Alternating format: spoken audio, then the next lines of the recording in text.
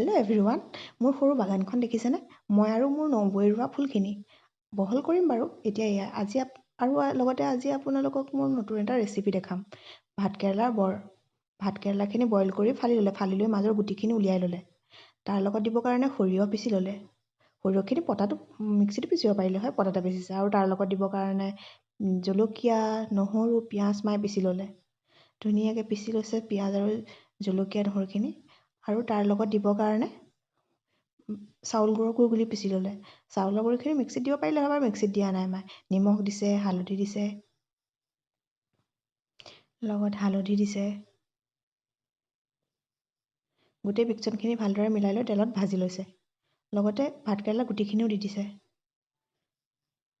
গোটেইখিনি ভালদৰে ভাজি লৈছে মায়ে, দেখিছেনে? ভাজি লোৱাৰ পিছত ভাতকেৰেলাটোৰ ভিতৰত গোটেই মিশ্ৰণখিনি ভৰাই দিছে। লাহে লাহে ভৰাই দিছে গোটেই মিশ্ৰণখিনি।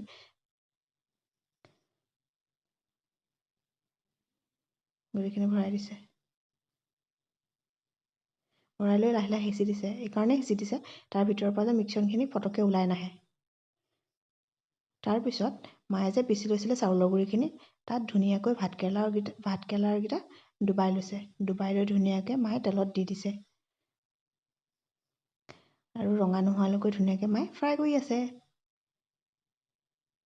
ফ্ৰাই কৰি লৈ কাঢ়ি দিলে আমাৰ ৰেডি হৈ গ'ল ভাতকেৰেলাৰ বৰ। আপোনালোকে বাৰু খাই ভাল পায়নে? জনাবচোন।